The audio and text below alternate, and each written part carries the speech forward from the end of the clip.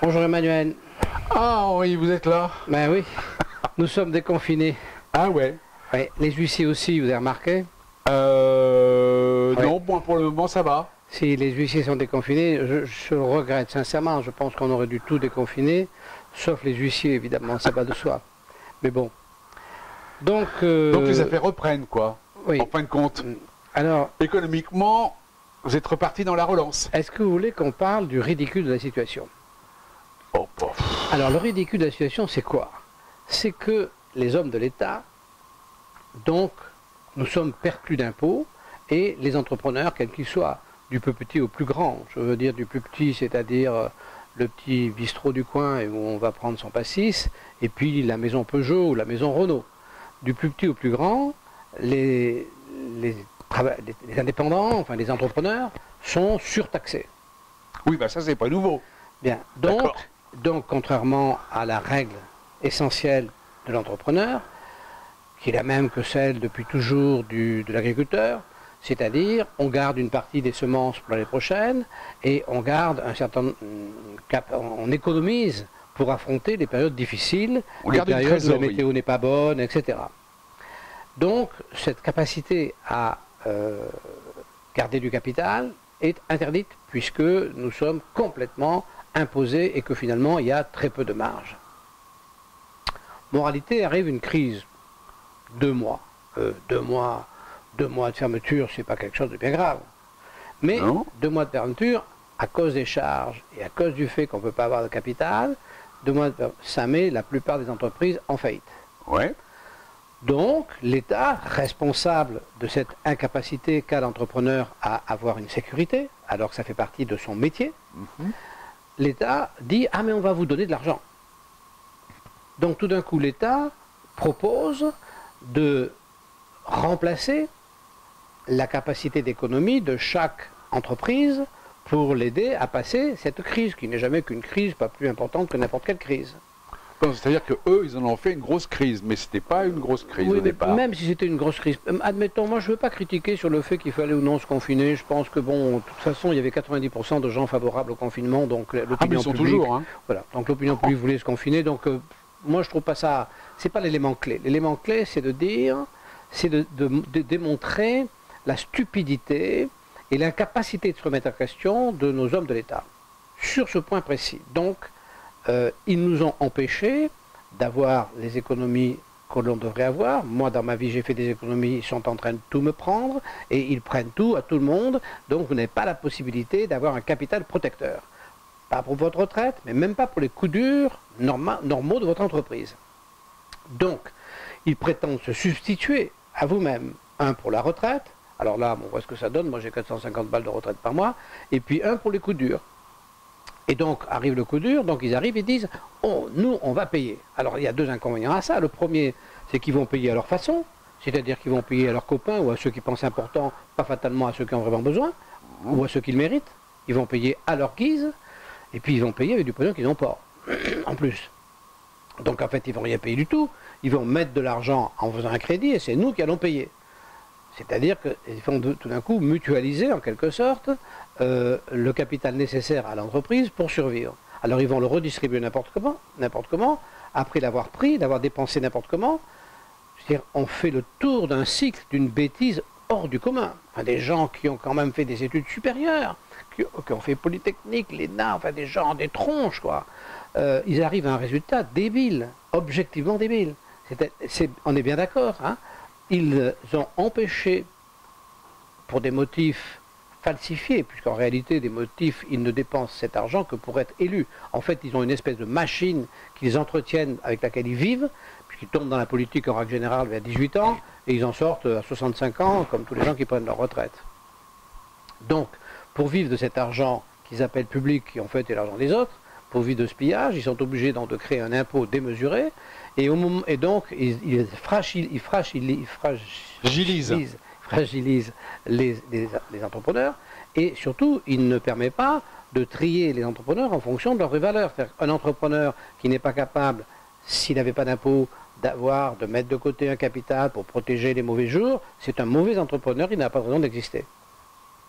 Aujourd'hui, on ne sait pas quel est le bon, quel est le mauvais, puisqu'ils ont mis tout le monde au même niveau et que c'est eux qui vont permettre... Il est très dur pour les petites entreprises d'obtenir le fameux crédit garanti par l'État. Non, ça dépend de votre banquier, ça dépend de comment vous êtes avec le banquier, ça dépend... Non, c'est pas si dur que ça. De toute façon, vous avez eu un problème il y a 3 ans, oui, voilà. C'est terminé. Voilà, mais d'accord. Voilà. Mais je veux dire, ce qui est logique dans toute vie d'un entrepreneur, voilà. Toujours à un moment donné, il a un problème. C'est totalement injuste, c'est-à-dire c'est l'arbitraire. Oui, c'est une espèce d'arbitraire basé strictement sur leur intérêt personnel à eux, hommes politiques, hommes de l'État, et qui n'a rien à voir avec la réalité économique. C'est d'une absurdité totale. Bon, on pourrait rajouter un deuxième élément, qui est l'élément de l'hôpital.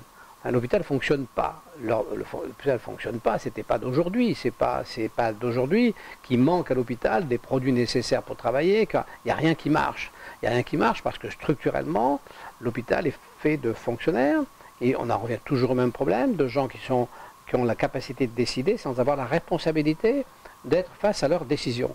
Ce qui est complètement improbable. On ne peut pas dans la vie décider sans être responsable. C'est pas possible. Or, c'est le statut du fonctionnaire. Oui. Donc, c'est le statut de l'hôpital. Et donc, si vous voulez, l'hôpital ne marche pas, nulle part. Alors, aujourd'hui, ils vont mettre des sommes fabuleuses, encore qu'ils n'ont pas, qui vont donc emprunter, sur l'hôpital. Mais il n'y a rien à en tirer de ces mecs. Hein. Rien. Moi, je me disais, bon, quand même, le coronavirus, ça va leur... ils vont être obligés de réfléchir. Rien du tout. Rien du tout. Ils réfléchissent à rien du tout. C'est hallucinant. On se dit, mais... ils vont nous amener où? Comment on peut les arrêter? C'est pas possible. Alors, des gens qui ont... Comment on peut faire pour arrêter ces gens? Il n'y a pas d'issue. De même, ils ne s'arrêteront pas. Hein. Le gâteau est trop bon. Non, moi je pense pas que c'est un problème de gâteau. Non. Leur position est trop bonne. Pourquoi voulez-vous qu'ils s'arrêtent? Non, je pense que c'est un problème de croyance. Je pense qu'ils arrivent à croire. Je pense qu'ils arrivent à croire qu'ils sont indispensables. Je pense qu'ils arrivent à croire qu'ils sont utiles. Et je pense qu'ils arrivent à croire qu'on est neuneux et que sans eux, on serait incapable de vivre. Mais c'est absolument stupéfiant. C'est renversant. Alors, moi j'ai longtemps pensé que... On se dit encore, vous vous dites, ah oui, mais quand même, j'ai eu tous ces problèmes parce que j'ai été dénoncé par un type qui a fait une saloperie, mais c'est pas normal. Moi, je me dis, oui, ben, c'est la bonne femme jour de là, ben, c'est pas normal. Mais non, pas du tout, c'est complètement normal. On est dans le cycle normal de cette société. C'est pas nous qui sommes bizarres. Je pense que ce qui nous arrive à nous, ça arrive à tout le monde. Alors, ça arrive à tout le monde d'une manière peut-être moins excessive, mais aujourd'hui, les entrepreneurs, qui sont les entrepreneurs, les petits commerçants, les professions libérales, ces gens qui sont détruits. Ils sont détruits pas par le coronavirus, pas par les 2 mois ils sont arrêtés, ils sont détruits parce qu'ils ont des charges trop importantes et qu'ils ne peuvent pas s'arrêter une semaine. On ne peut pas vivre comme ça. C'est complètement contraire à toutes les règles de la vie. Donc nous sommes effectivement vraiment des esclaves, nous sommes vraiment des moins que rien et nous sommes vraiment pris en otage par les fonctionnaires. Moi, je pense que ces 5 millions de mecs, il faut les évacuer. 5 millions 5. 5 millions 5, non mais il faut les évacuer. Il faut absolument supprimer ce statut. Non mais ça rejoint votre billet d'hier soir. Ah ouais. Ça rejoint votre billet d'hier soir. Enfin, de toute façon, au niveau des fonctionnaires, nous sommes tout à fait d'accord. Sur le site, on ne leur fait pas de cadeaux. Non, oui, mais... Non, mais parce que effectivement, ils bouffent les impôts. Non mais... Le problème des fonctionnaires, c'est pas les individus. Je suis sûr que dans les fonctionnaires, il y en a qui ont honte de leur statut. Cette espèce de statut, moi je ne voudrais pas qu'on me colle un statut comme ça. Enfin, moi j'aurais honte. J'aurais honte de me dire que même si je ne fais rien, je continue à augmenter à l'ancienneté et que je continue à grimper dans le système, même si je ne prends rien. J'aurais honte. Je pourrais pas le vivre. Mais il y en a qui supportent très bien. Oui, ceux-là... Non mais enfin, moi je connais des fonctionnaires qui n'ont pas du tout honte, mais pas du tout. Ils trouvent ça tout à fait normal. Oui, mais je pense, si vous voulez, qu'il faut absolument enlever ce statut. Ça, c'est quelque chose... Ah oui, ça, oui, absolument. Mais c'est essentiel, c'est l'élément clé. Ça mérite une révolution. C'est absolument indispensable. Il faut faire comme a fait, enfin, gentiment, comme a fait la Suisse, parce que la Suisse a aboli le système des fonctionnaires. Ah oui, il faut abolir. Ils ont fait un référendum que les syndicats pensaient emporter haut la main. Et en fin de compte, ils se sont fait culbuter et ils ont cassé le statut des fonctionnaires en le ramenant au privé. Oui, voilà. Moi, je pense que ce statut de protection infinie et de retraite payée par l'impôt, c'est absolument inacceptable. Inacceptable. Et je pense que moi, je pense qu'une partie importante des fonctionnaires, peut-être pas la moitié, effectivement, mais moi, je pense qu'il y a au moins 30% des fonctionnaires qui sont de cet avis et qui préféreraient être libres et qui préféreraient faire leur métier, parce qu'ils ont quand même un métier de service qui est assez intéressant pour la plupart, qui préféreraient faire leur métier librement dans une organisation qui ne soit pas comme ça figée. Je crois que vous vous trompez. Hein. Il y a eu un sondage il n'y a pas longtemps sur les jeunes. 70% des jeunes veulent être fonctionnaires pour être protégés. Oui, je suis navré. Hein. Bon, j'ai été assez déçu, mais je vais en fin de compte. Voilà, c'est vrai que dans le monde actuel où tout est dur pour ceux qui travaillent vraiment, on n'a qu'une envie, c'est de rentrer dans une pantoufle. Bon, les trois quarts ont envie de rentrer dans une pantoufle. Non, c'est bien que c'est pas possible. Non, mais... on voit là, je veux dire que cette crise, c'est vraiment un moment complètement révélateur. Non, moi je ne suis pas certain qu'il y ait une majorité favorable à ça. Je ne suis pas du tout certain. Oui, bien sûr, si vous comprenez, vous faites un sondage, vous dites aux gens, est-ce que vous aimeriez avoir une Rolls-Royce? Vous avez 90% des gens qui vont dire oui. Non, mais donc, vous savez, si vous faites des sondages en proposant aux gens quelque chose d'impossible, mais qui serait tout à fait un fantasme très agréable, ils vont répondre oui. Mais dans la réalité, dans la sagesse... Non, mais attendez, ce que je veux dire, c'est la question complémentaire. Pourquoi veulent-ils être fonctionnaires? Voilà. Bon, alors évidemment, la sécurité de l'emploi, patati patata, mais aussi parce qu'ils pensent qu'ils vont être utiles. Ils vont être utiles à la collectivité. Voilà, c'est rigolo, non? Ouais. Non, on ne peut pas être utile autrement que parce que l'économie prime surtout, c'est comme ça. Je veux dire que c'est pas... L'économie, ça ne veut pas dire devenir riche personnellement. L'économie, c'est faire marcher le système et ne prélever sur le système qu'une partie de ce qu'on lui a fait gagner. C'est ça l'économie. Ah oui. Bon. Et donc, aucun système n'existe sans économie, ça ne peut pas arriver. On va le voir d'ailleurs là. Enfin, moi, je pense que si vous voulez, je ne suis pas certain que... je suis pas certain que les Français n'aient pas une conscience quand même à la suite de ce... Je ne suis pas sûr que ça se passe comme vous dites là. Je pense qu'il y a une prise de conscience. Moi, je dis rien du tout. Vous dites que tout le monde veut être fonctionnaire et que tout le monde... c'est dans les jeunes, hein. Je ne parle pas des autres personnes. Je dis des jeunes. Bon, voilà, c'est tout. Mais moi, je pense que s'il y avait ce que moi je demande, c'est-à-dire des élections, et qu'on pose la question, parce que finalement, si vous voulez, le vrai problème, il est que là. On supprime le statut du fonctionnaire, puis une bonne partie, hein, parce qu'ils sont en surnombre. On supprime le statut du fonctionnaire. Donc déjà, il y aura moins de gens qui ont envie de l'être, puisque ça va être un métier comme les autres. Ouais. Donc, si c'est un métier comme les autres, ils vont pas tous se précipiter pour faire fonctionnaire. Parce qu'ils font fonctionnaire, la plupart, pour des activités qui ne les intéressent pas, uniquement pour avoir la sécurité de l'emploi et compagnie. Donc si on fait de ce métier un métier normal, bon, ben, le choix n'ira peut-être pas fatalement vers là. Et il y a des gens qui vont faire autre chose, parce que parmi ces fonctionnaires, il y a des gens intéressants qui pourraient très bien être dans la vie active et faire autre chose. Et puis, on diminue de moitié les politiques, on fait un sondage dans ce sens-là, on va avoir une majorité.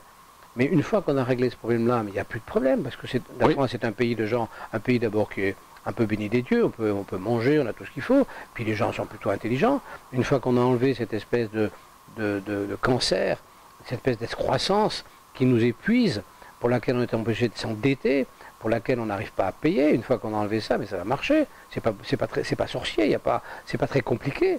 Mais tant qu'on n'aura pas enlevé ça, ça ne marchera pas, ça ne peut pas marcher. Bon, enfin voilà. Donc moi, si vous voulez, je trouve que ça va très mal, et puis je suis très... Enfin, ça va très mal, on va compter tout ça. Ça va pas bien. Non, parce que moi, les huissiers arrivent, et ils vont pas arriver que pour moi, ils vont arriver pour tout le monde. Alors huissier, c'est un bon boulot, là. Hein. Enfin, ça va marcher. Faut pas avoir peur. Ça va marcher. À un moment donné... Alors, vous savez que vous avez de la chance que je sois ici aujourd'hui, hein, parce que 7, de chez moi à 7, c'est 95 km. En fonction des routes qu'on prend, ou c'est 101, ou c'est 95. Oui, mais vous avez changé de département. Oui, bah oui. Ah ben on a le droit de changer de département. C'est 100 km. Ah non, 100 km dans le même département. Oh, de toute façon, ils peuvent mettre un PV comme ils en mettent pour n'importe quoi, n'importe qui. Il n'y en a plus là. Enfin, je pense pas. Alors, donc pour en revenir à cette difficulté existentielle, il faut lire ce livre de M. Marc Bloch, là. Je ne sais pas si j'en ai déjà parlé, je crois pas. Peut-être que si. L'étrange défaite. Si j'en ai déjà parlé, vous dans Mobilier, ouais. J'en ai parlé dans Mobilier, mais j'en ai pas parlé... Non. Non. Ou alors tout seul. Bon. Je ne m'en rappelle plus. Ouais. Enfin, si je vous en ai déjà parlé, ben, je réédite. Il faut le lire parce que, si vous voulez, c'est la situation de la France en 1940, c'est-à-dire l'explication du pourquoi ça a été... On a perdu en 8 jours. Oui, voilà. En gros, c'est ça. Et là, on va de nouveau perdre en 8 jours. On avait une guerre de retard. Voilà. Et donc, c'est un cumul de choses. Et vous verrez, ce monsieur, qui est un homme de grande qualité, se plaint des mêmes choses, l'éducation nationale, les politiques, la fonction publique. Enfin, il a les mêmes tares qui donnent les mêmes résultats. Et ça aurait pu se passer encore plus mal que ça s'est passé, quand même. Bah, ça s'est passé très bien, quand même. Je ne sais pas, mais la France a quand même été envahie.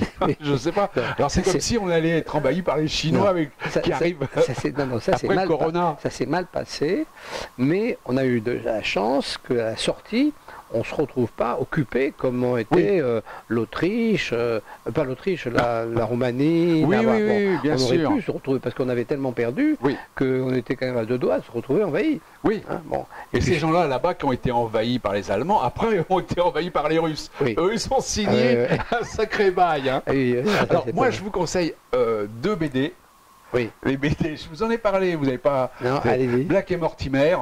Sur le secret de l'Espadon. Ben, vous allez savoir ce qui va vous arriver. Entre autres. Oui, Black et Mortimer, c'est bien. Ah ouais, enfin, les gens d'autres âges, ils connaissent, mais les autres peut-être pas. Oui, mais c'est dommage, parce que le secret de l'Espadon, je crois que ça donne envie de réfléchir. Bon, écoutez, enfin voilà. Moi, on est quand même... c'est complètement démoralisant, tout ça. Ça fonctionne pas. Surtout vous, avec vos huissiers qui ont réapparu. Mais non, mais c'est incroyable parce que, si vous voulez, ces mecs, ils sont pas possibles. Vous vous rappelez, je ne sais pas si vous vous rappelez du film des Monty Python. Monty Python, ils avaient fait un film qui était assez rigolo. Ça vous parlait aux gens de notre âge, là. Hein. Oui, les Monty Python, c'était une bande de mecs qui faisaient des films invraisemblables dans les années 70. Oui. Et alors, il y avait un chevalier, un très grand courage, là. Et alors, il se battait, il insultait un autre chevalier qui était visiblement plus fort que lui. Et alors, l'autre lui coupe un bras, et l'autre continue à gesticuler, il lui coupe l'autre bras, il continue à gesticuler, il coupe une jambe, il continue à gesticuler, il lui coupe l'autre jambe. C'est vous, ça. Oui, c'est ça, c'est nous. Mais c'est nous tous. On continue à gesticuler, et puis les autres, ils coupent, et puis il n'y a plus qu'un tronc qui est en train de gesticuler. Il parle toujours ou pas? Oui, il parle toujours. Et puis l'autre, il s'en va, phlegmatique. Mais donc, c'est vrai, c'est ça, on se dit, ils vont s'arrêter. Non, ils ne s'arrêteront pas. C'est pour ça qu'il faut qu'il y ait quand même quelque chose qui change. C'est des grands malades, oui. Ouais. Enfin, j'ai bien aimé votre billet d'hier soir quand même. Hein. C'était la politique fiction. On attend la suite. Hein. Mais c'est un billet vrai, hein? Oui, mais bien sûr. Mais on attend la suite. Ça va venir. Épisode 2. À bientôt. Bon, à bientôt. Au revoir.